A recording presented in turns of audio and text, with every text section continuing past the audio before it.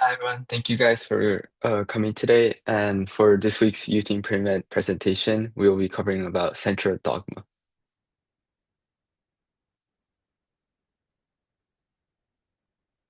Next slide, please. Thank you. And a quick overview about what central dogma is. Central dogma is a theory that states that genetic information flows in the order of DNA, RNA, protein. And of course, there are some exceptions, including going directly from RNA to protein, but that's just the general gist of it. And a big part about biology is that structure defines function. And this process all starts from the specific structure of the DNA called the double helix. You guys can see it in the slide. It's like unique shape. And its unique structure enables its replication and ultimately allows it to give instruction to produce protein. And gene expression. So gene is just a specific part of DNA. There's like a long part. Gene is just talking about the specific part. Uh, is expressed twice throughout the central dogma procedure.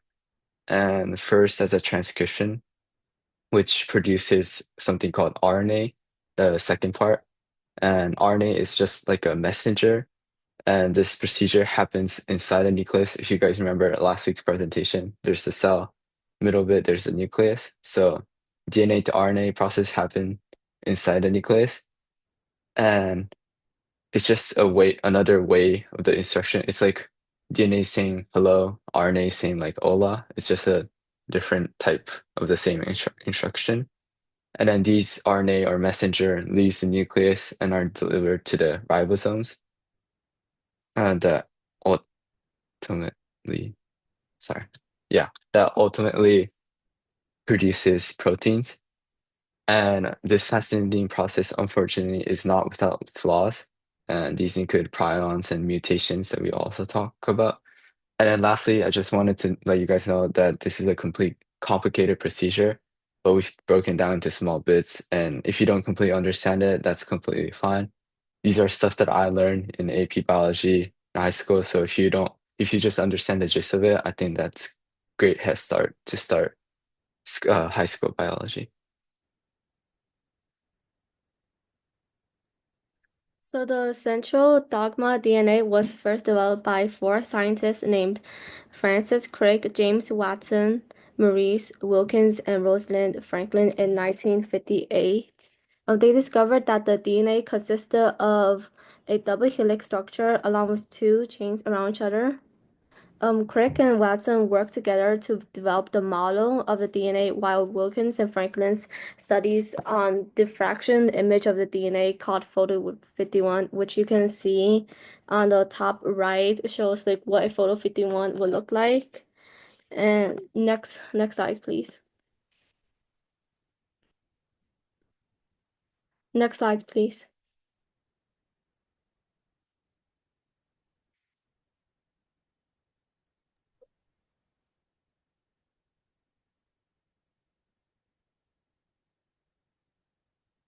So who is like who?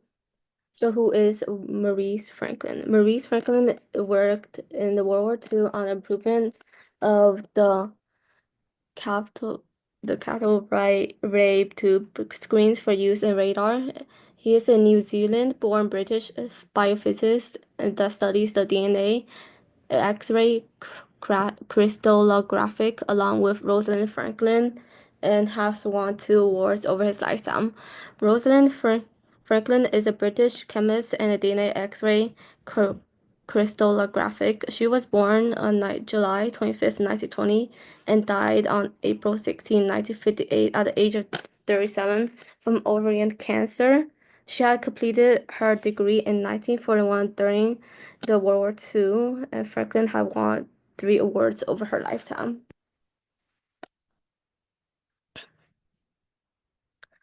So who is Crick and Watson? Francis Crick is a molecular biologist and biophysicist with a bachelor degree in physics.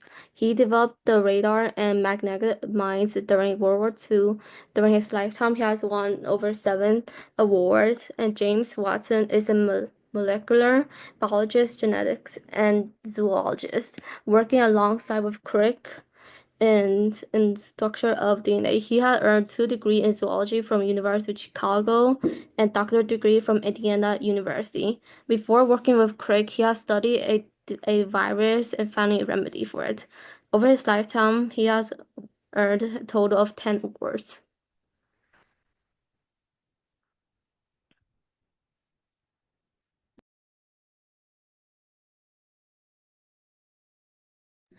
Okay, so moving on to the DNA structure. The structure of DNA is a double helix formed by base pairs attached to a sugar phosphate backbone. In other words, it is a double-stranded molecule that twists like a spiral staircase. The outsides of the molecule are made of deoxyribonucleic sugars alternating with phosphates. This part of the molecule is sometimes called the backbone, and the inside of the molecule are made of the nucleotide bases, cytosine, guanine, adenine, and thymine, which are essential for the DNA's double helix structure. These bases pair with each other, A with T and C with G, like in the picture, to form units called base pairs. Each base is also attached to a sugar molecule and a phosphate molecule. Together, a base, sugar, and phosphate are called a nucleotide, and nucleotides are arranged in two long strands that form the spiral or the double helix. And DNA structure consists of two strands, each with a backbone of alternating phosphate and sugar groups. These strands are linked by complementary nitrogenous bases, forming a ladder-like structure. The strands are antiparallel, meaning they run in opposite directions, which is crucial for DNA replication.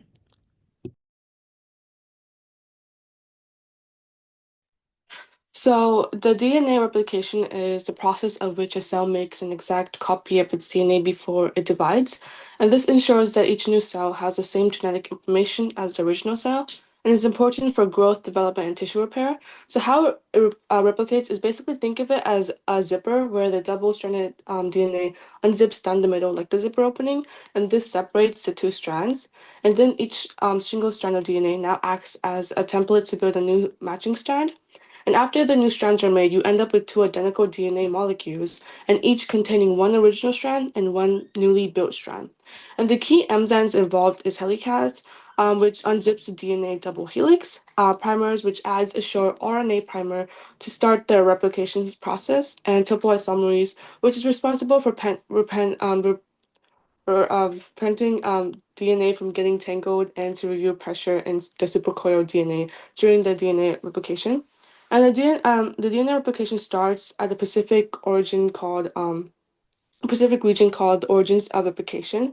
And there's also a leading strand and lagging strand. And the leading strand is where the DNA is being built smoothly in the direction of the unzipping, and the lagging strand is when the DNA is being built in small chunks in the opposite direction, and the chunks are later joined together.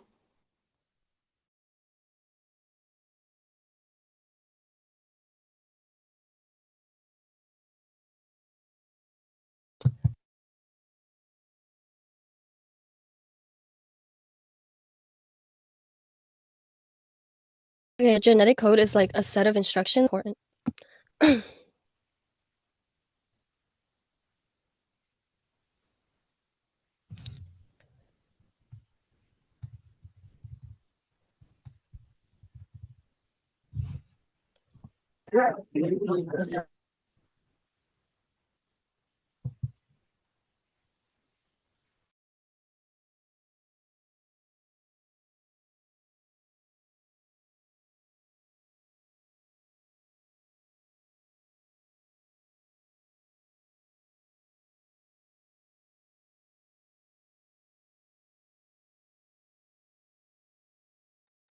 Okay, so genetic codes are just an introduction to how combinations of different bases of 3 codons will make up different amino acids. So on the right here, you see kind of like a wheel, and then based on like those letters, in the genetic codes, they'll create different proteins. So genetic codes essentially instruct cells on how to make proteins that are important for life and essential for life. And DNA is composed of four chemical bases. So there's adenine, thymine, cytosine, and guanine. And then you can see in the wheel, it's G, A, U, and C.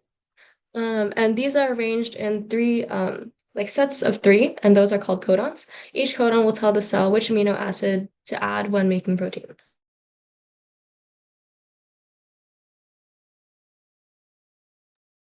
Okay. So transcription. So transcription is basically the first step of the gene expression. And what it does is basically it copies the DNA strand in order to make a RNA genetic sequence copy.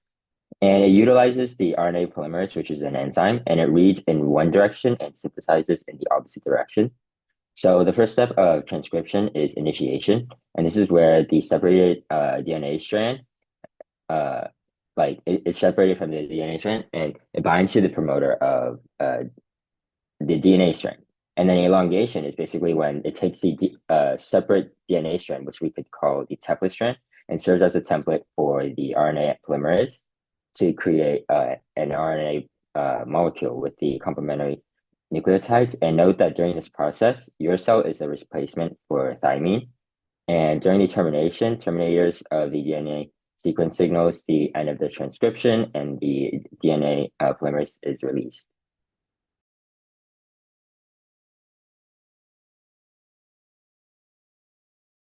Okay. And then the next step is translation or the initiation of translation. And this is just the first step in protein synthesis. So a ribosome will attach to the mRNA strand that was generated during transcription or the step that Daryl just went over. And this ribosome will kind of like scan the mRNA to find a start codon and begin translation. So an initiator tRNA will attach to the start codon, and the start codon is AUG. So on the wheel where we kind of saw like each letter like branching out, that's how you would find it. So you'd go to the A first and then the U and the G. And that codes for the amino acid methionine, which is abbreviated MET. And then finally, the large ribosomal unit that you see in the back in that diagram will attach. And that forms a complete ribosome complex. So with the small ribosome unit on the bottom and then the large ribosomal unit on the top. And that allows translation to begin.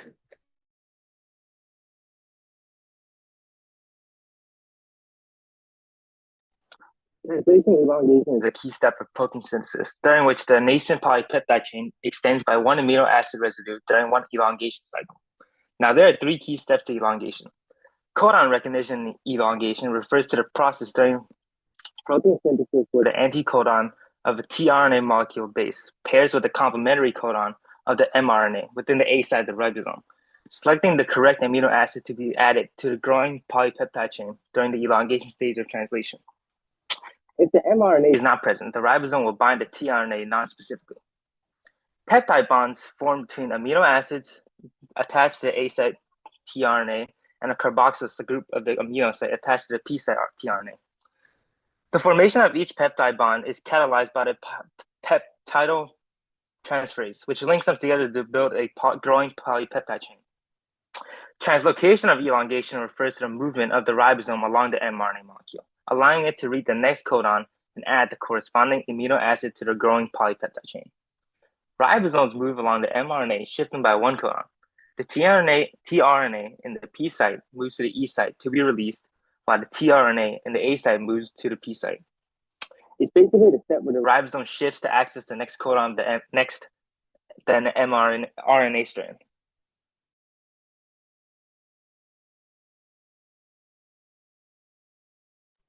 Okay, the last step of translation is termination. So, translation ends in a process called termination, and that's basically when um, a stop codon in the mRNA enters the A site. So, the stop codons are recognized by proteins called release factors, which fit neatly into the P site. And these release factors mess with the enzymes that normally form peptide bonds, which they make it add a water molecule to the last amino acid of the chain.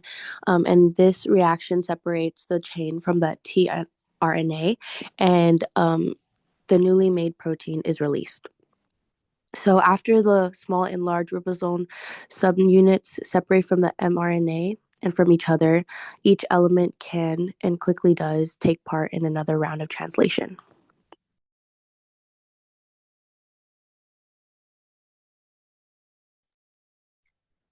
This phenomenon states that at the nucleotide's 5' end of an anticodon in a tRNA molecule can pair with more than one complementary codon located in the mRNA. Nucleotides are made of 3 parts and linked together to create DNA and RNA. The tRNA brings amino acids to build protein. There are 64 codons and 61 of them code for amino acids, while the other 3 signal to stop building protein. So what are protein? I mean prions. Prions are infectious proteins that can self-replicate into misfold proteins without carrying the RNA or DNA genetic information for reproduction. So it occurs randomly or through genetic mutations or when exposed to other misfolded prions. Um, Prions can lead to deadly neurodegenerative diseases such as transmissible spongiform or TSEs, and it spreads by misfolding other proteins. Um, it can it constantly changes its shapes and forms until it is attached to another prion, and when they are attached, they are called amyloids, which can damage and kill cells, and these amyloids are resistant to denaturation of biochemicals. Yeah.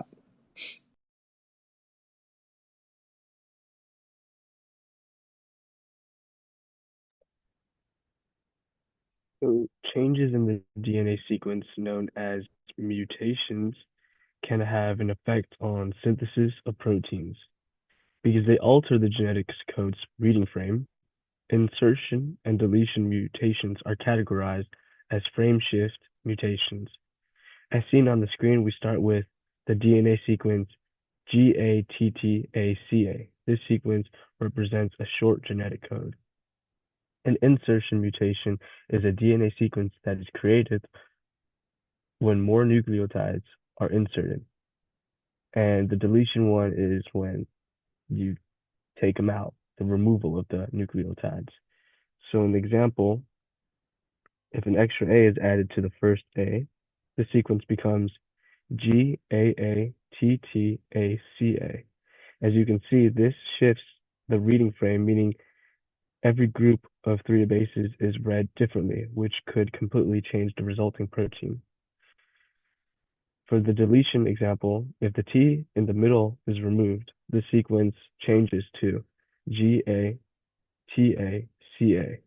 This also disrupts the reading frame, leading to a loss of protein function.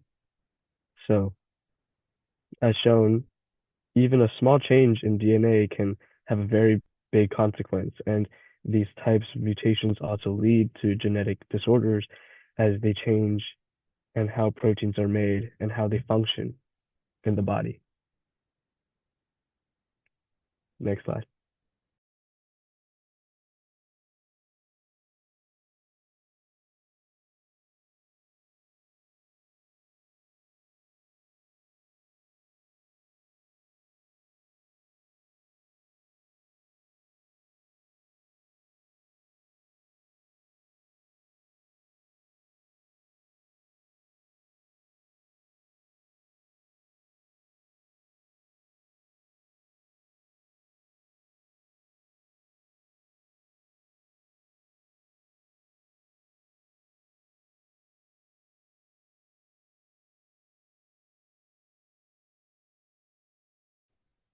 Oh, sorry, I thought my mic was on. Um, Base pair mutations, there's substitution. There's base pair substitution, a point mutation, which is a change in one of the nucleotide of mRNA. There's 3 main effects. Missense mutation, which changes one nucleotide to another, which affects the mRNA by making a completely different amino acid. There's nonsense mutation that changes a nucleotide to code for a premature stop, which stops the amino acid sequence. And there's a silent mutation that changes one nucleotide to another, which does not affect the sequence at all. A mutation known for point mutation is a sickle cell. The condition is where red blood cells are abnormally shaped because of mutation of the hemoglobin. It leads to less air being transported throughout the body, and it causes organ damage, anemia, and pain.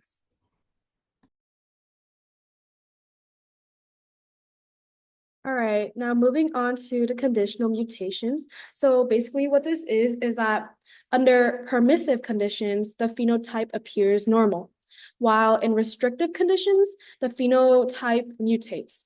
So in other words, it's basically a mutation that depends on what kind of environment it is in. So for example, it could be the mutation could be a result of temperature change, and Menkes disease is an example of that mutation. So the conditional mutation affects the ATP7A gene, which regulates the metabolism of copper. And basically, Menkes disease affects the protein that carries the copper throughout the body. And this affects the bone, the skin, the hair, and blood structure. And as you can see in this diagram over here, the baby, it has decreased muscle tone because it has a lack of structure of the bone. Next slide, please.